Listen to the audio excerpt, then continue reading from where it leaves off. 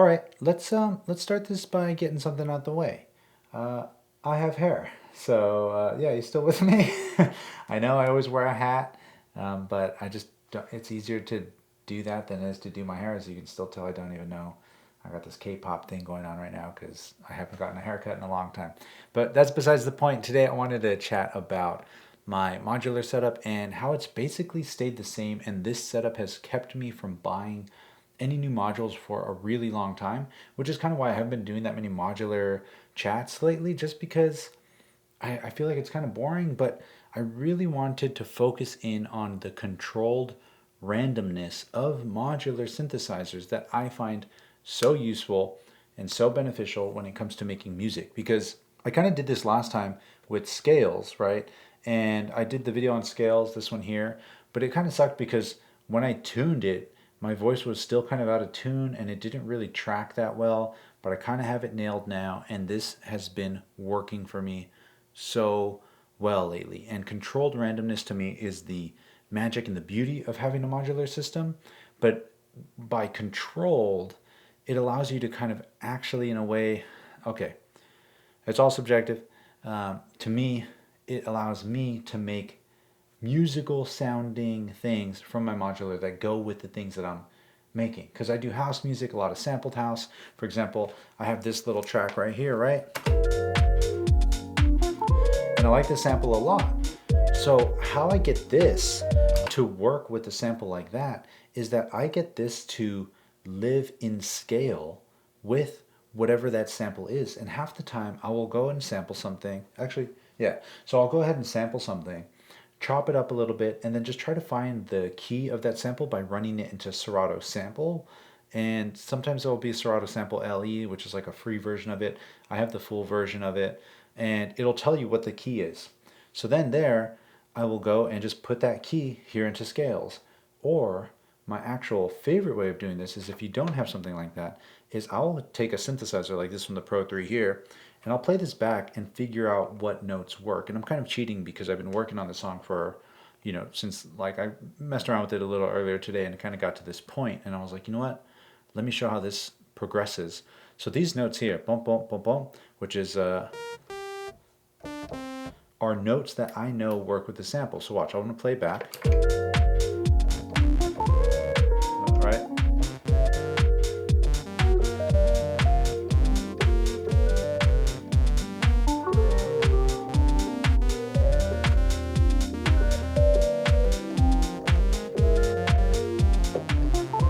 It's basically a G minor scale, but I really like these notes in particular.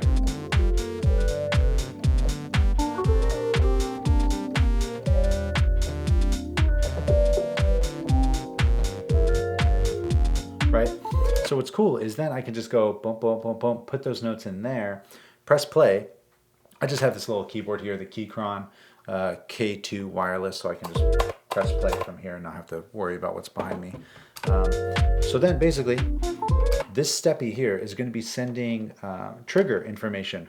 And I don't even know why I ran it into this multiplier, because it's not actually multiplying anything. And I'll say out of A, go into X. And I used to do N a lot. This is where the controlled randomness gets kind of crazy. So if I go into X, I'm just going to be running across these 4 notes over and over and over again. It's just going to be doing this. And with it just doing that, it just gives me 4 notes to play with, but I can add as many triggers as I want across 4 bars, but it's always going to hit those 4 notes kind of different, kind of random, but still be musical. It's a controlled randomness. I've done tons of videos on sending out B to the origin, which is the reset, which will reset everything, and you can get some really wild stuff with that. But this, for a track like this where the sample chop is kind of wild and like there's just a lot going on, I only want 4 notes to my bass, right? Pretty simple. So when I press play here, I can go ahead, actually, you know what, let me find a good tone. Cool, so I'm going to use this tone on Surface just so we can hear it a bit better. It's not just sub. That way if you're listening to this on your cell phone or your laptop, you won't hear it that much. I'll add a little strike.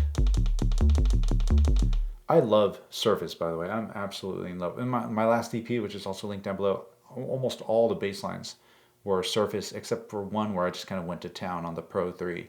I use a Basimilus once in a while as well, but Surface has been awesome. Basimilus, I don't think tracks as well as the Surface. The Surface tracks really well. I like the way the knobs work.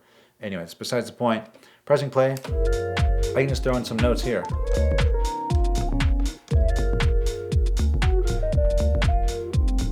Maybe do this.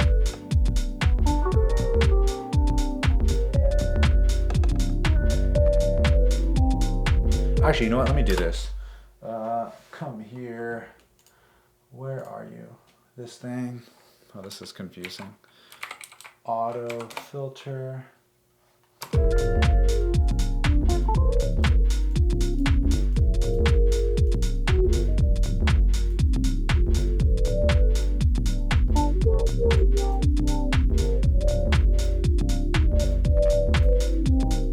Okay, cool.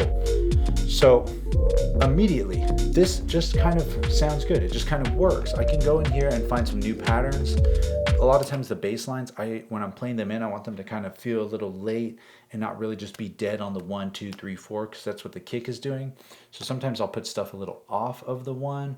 This is also being synced up using the ERM multi-clock, my favorite multi-clock, MIDI to USB to MIDI converter, audio rate, perfect timing every time. I've tried to debunk that thing a million times, but to me it ends up just being worth it every time. So let's say I do something simple like this, just 8 steps with 2 notes.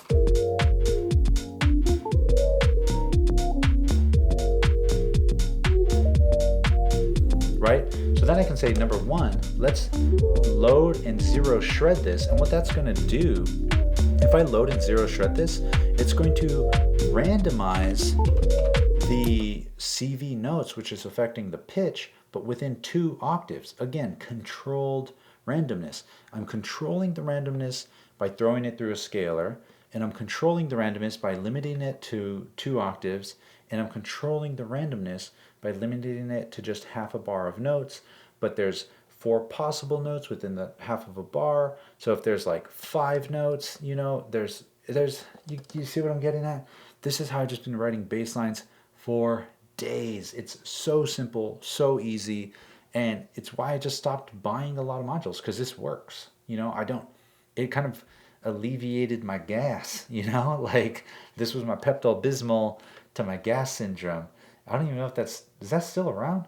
Yeah, so listen to this, right? We'll randomize this. No. And what's cool is if I really wanted, I can say this last note, I can go and just make this even louder. So it's a hit. Oh, wrong one. That's kind of cool.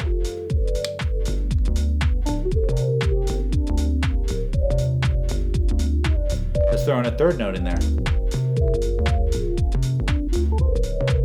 Right? Lower this a little bit. I don't like the strike that much. A little less tone. Actually, we'll go to another model.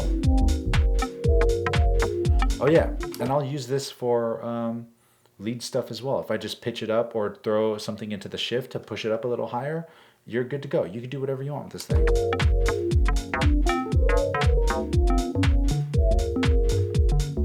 Again, you don't like that? I want to go ahead and save this one because I do kind of like it. Oh! Beautiful, absolutely beautiful. We'll take this into L. I know, I'm going mono. Give me a break, give me a break. It's a bass line.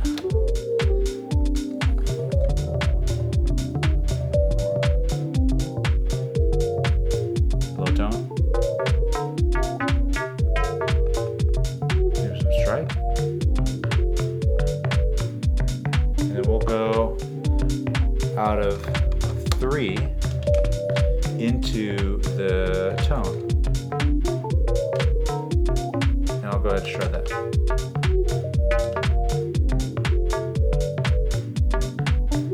Right, let's go ahead and add some more steps. Make this 8 steps and add another little double here. Let's do this.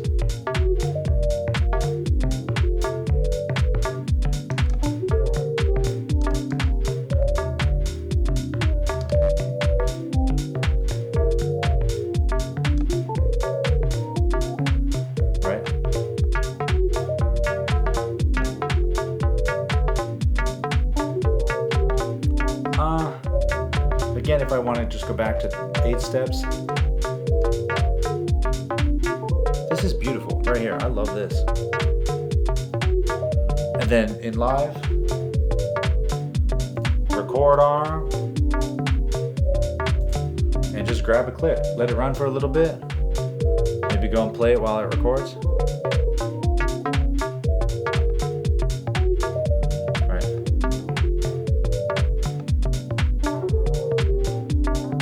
This will be fun for a little breakdown.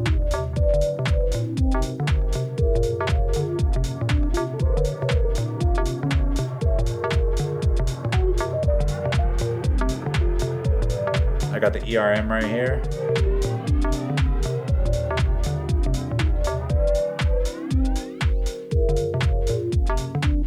Yeah.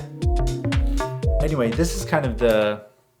Oh, did I? Yeah, I stopped recording. So this has kind of just been the main simple setup that I've been using when it comes to my modular system. It's seriously been the same for so long, and I haven't bought anything new just because Steppy is so good.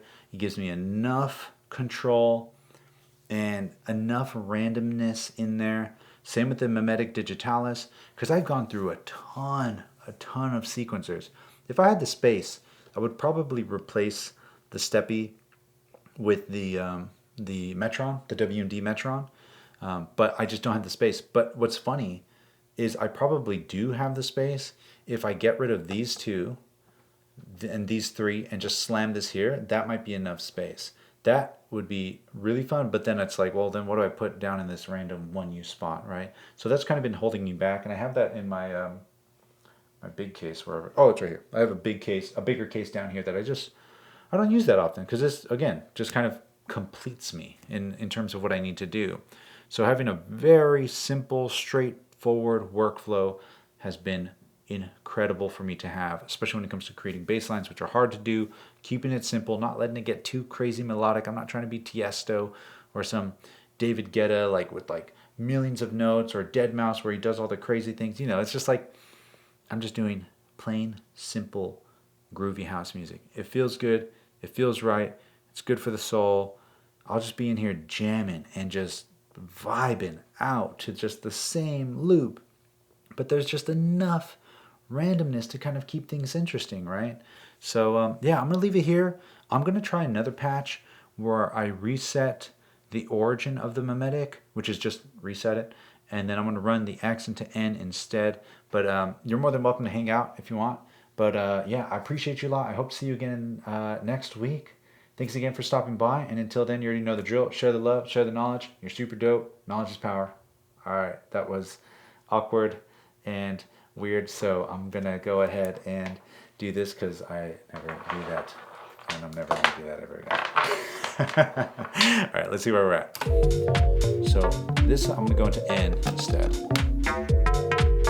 and I'm gonna take this out for now, which is the tone. So now, instead of it going across those 4 notes, it's going across all 16, which can get a little too wild for my taste. So what I'm gonna do is I'm gonna take B and reset this rhythmically and kind of randomly. So look, it's resetting it here, but I think there's actual probability. Yeah, so it has like a very low chance of happening. So now it's basically doing exactly what it was doing before, just going across the 4 steps. But if I set this to 16 steps, now you can see we have 7 notes that happen within A's 8 steps. Right, so if we add a couple more notes, let's say we go here.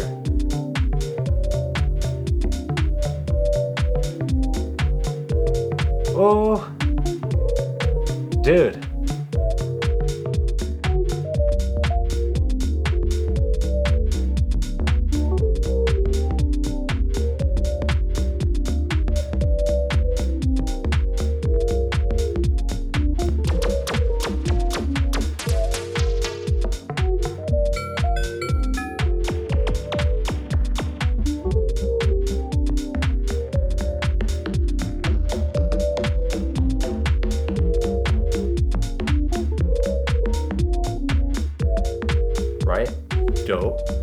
save that. We'll go and change up our notes. Do something weird.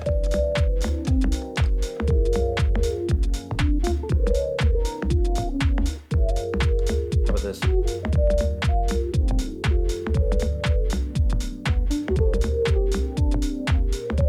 Yeah.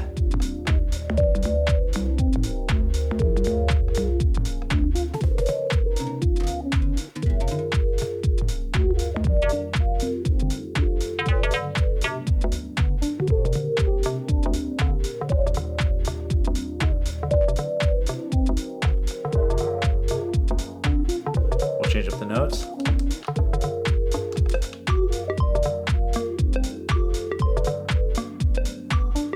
All right, that's cool. Let's do